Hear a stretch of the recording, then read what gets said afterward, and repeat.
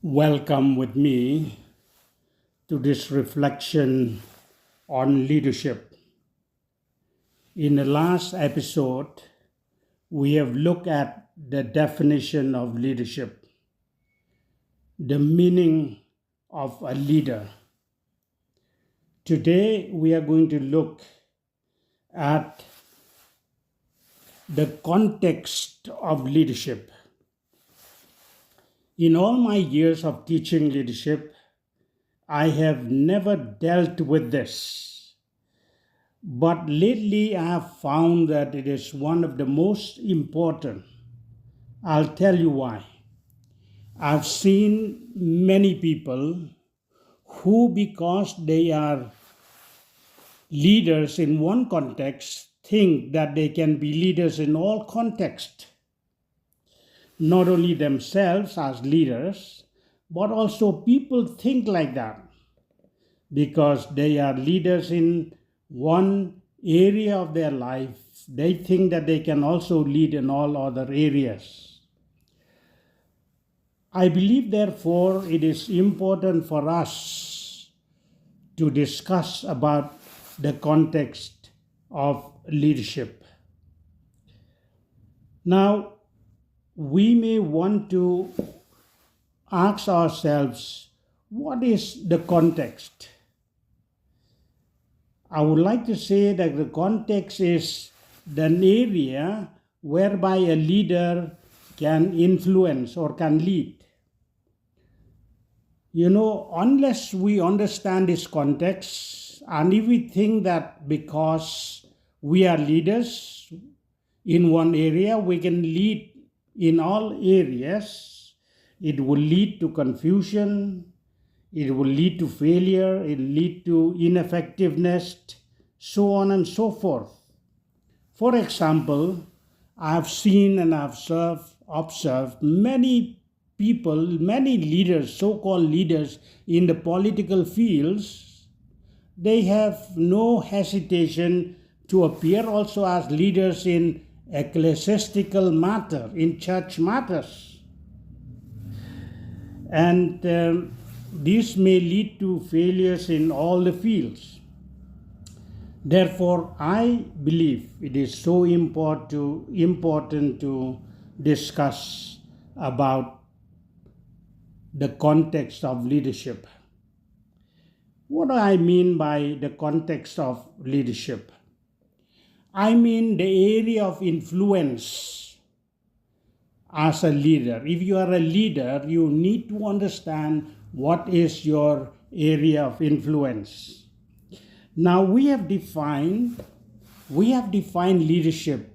A leader is one who influences a group to a destination.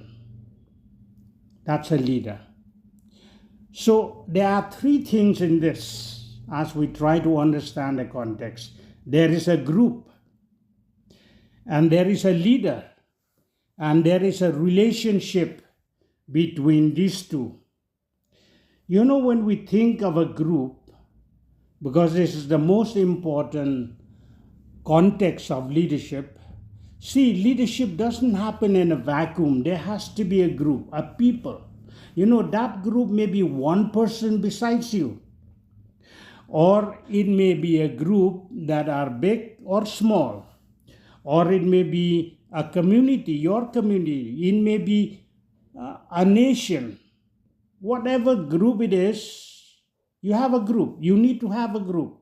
It may be in the community, it may be at work, it may be in an institution that you are affiliated to. Whatever it is, there must be a group. And this group, you see, has certain needs. And there are circumstances that define those needs. You need to understand this in order to know what the context is. And so, if you know the needs of that group, you know the circumstances, and you know the goal to which a group wants to go, then you need to ask yourself, am I willing to influence that group?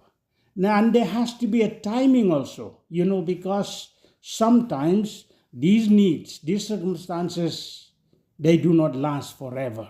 There's a timing. Timing is very important. So therefore, when you look at a group, you look at the size of the group, you need at a situation where the group is situated, you need to understand its needs, its circumstances, its goal to which it wants to go. You need to gauge a timing of their needs, so on and so forth. Then you look at yourself. Do you have a call to influence that group? Do you have a gift to influence that group? Do you have a passion to do it? Because to lead something, to lead somebody, you need a lot of hard work. You need a lot of time to give. So you need to have a passion. And then you need also to see whether you are able, your abilities. You need to have faith that you can do it.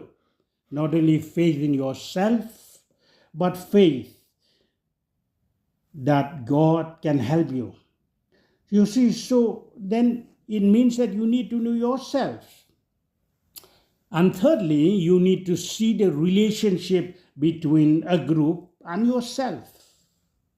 This relationship is very important. The relationship between a group and yourself is so important. How does the group see you?